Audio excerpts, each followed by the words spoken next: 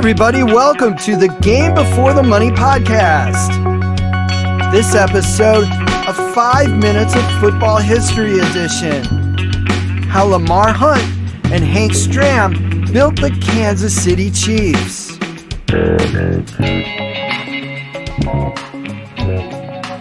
Hi, everybody. Welcome to the Game Before the Money podcast. I'm Jackson Michael, author of The Game Before the Money, Voices of the Men Who Built the NFL, and writer-director of We Were the Oilers, The Love You Blue Era. Both are available at Amazon.com, as well as my new book, Red, White, and Columbia Blue, Chasing the Dream with the 1979 Houston Oilers. You can learn more about those projects and more about football history at the website, thegamebeforethemoney.com. This episode is a quick 5 minutes of football history edition to share some finer points of how Lamar Hunt built the Kansas City Chiefs along with Hank Stram. There are some really simple but important connections to point out in this story, and I hope to do that for you today. We'll start off with a little bit about Lamar Hunt's background and probably really surprise some of you with a big coincidence. Lamar Hunt grew up in a very wealthy family. They sent him to the Culver Academies, a boarding school in Culver, Indiana. And here is a pro football nugget for you. Houston Oilers founder Bud Adams also graduated from Culver in Culver, Indiana.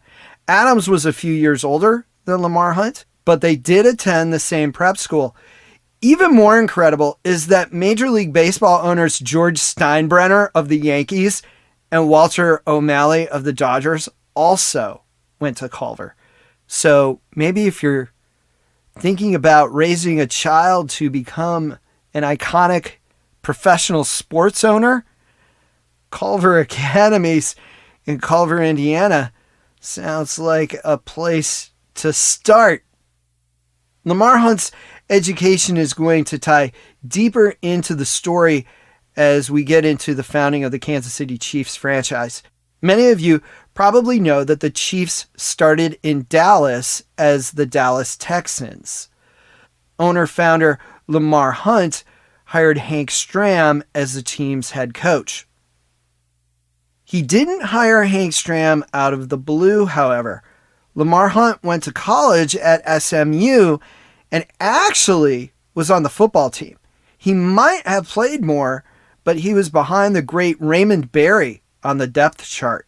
Forrest Gregg, another Hall of Famer, was also on that team. And you can hear Raymond Berry talk about his memories of Lamar Hunt on the Raymond Berry episode of our sister podcast, the Texas Sports Hall of Fame podcast. There's also a blog post about Raymond Berry and Lamar Hunt at SMU on thegamebeforethemoney.com, and the Texas Sports Hall of Fame podcast is available there as well. The big connection from Hunt's days at SMU and the Kansas City Chiefs is that Hank Stram served as an assistant football coach at SMU in 1956. That connection put Stram on Lamar Hunt's coaching radar. There are several connections between Hunt's alma mater, SMU, which is located in Dallas, and his forming of the team now known as the Kansas City Chiefs. The team's first athletic trainer was also someone that Hunt knew from SMU. Another thing to note is that SMU played football in the Southwest Conference. Players from Southwest Conference schools made up a good portion of the team's original roster. One of those players was Cotton Davidson from Baylor. He was the Dallas Texans' original starting quarterback. Cotton was a former first-round draft pick of the Baltimore Colts, who also ended up being drafted into the U.S. Army.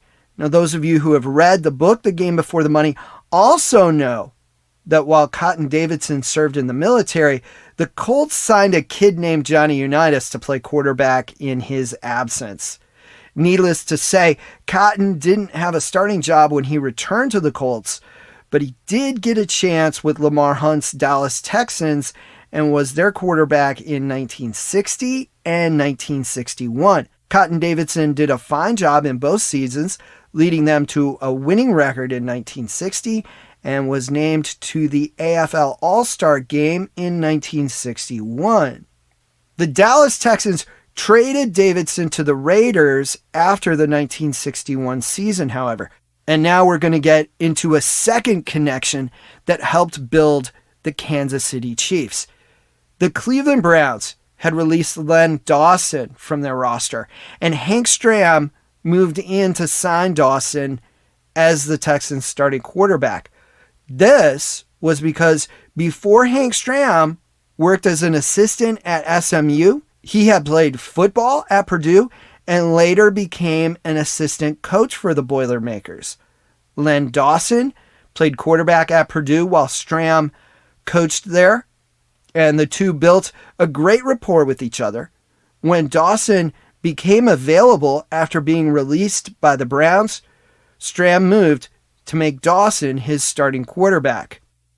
Dawson ended up leading the Texans Chiefs franchise to the 1962 AFL Championship, the 1966 AFL Championship, and the 1969 AFL Championship.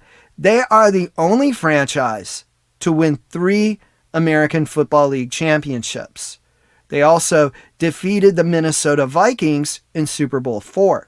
So you have the SMU connection going back to Lamar Hunt's college days, and the Purdue connection getting back to Hank Stram's college days. Hank Stram also hired another Purdue grad, former Cleveland Browns receiver Pete Brewster, to his Kansas City Chiefs coaching staff, and you can hear Pete Brewster tell that story in the Pete Brewster episode of the Game Before the Money podcast, which is episode number 25. Although the Dallas Texans won the 1962 American Football League Championship, Lamar Hunt found trouble filling the stands at the Cotton Bowl, the stadium in which the Texans and the NFL's Dallas Cowboys shared to play their home games. The Cowboys proved a formidable opponent off the field in terms of establishing a fan base.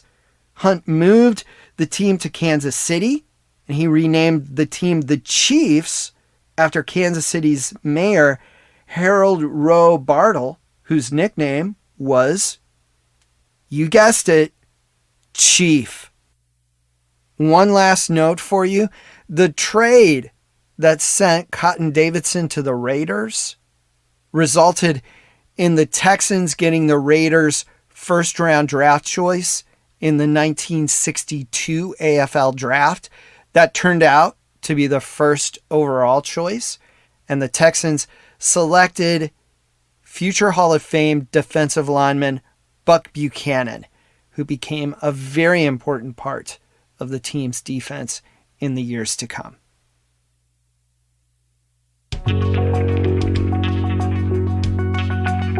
That does it for this quick edition of 5 Minutes of Football History on the Game Before the Money podcast. Thanks so much for listening. In the coming weeks, we'll have documentaries on the 1958 NFL Championship game and also Super Bowl III with Upton Bell in parts 2 and 3 of the series about 3 games that changed the NFL.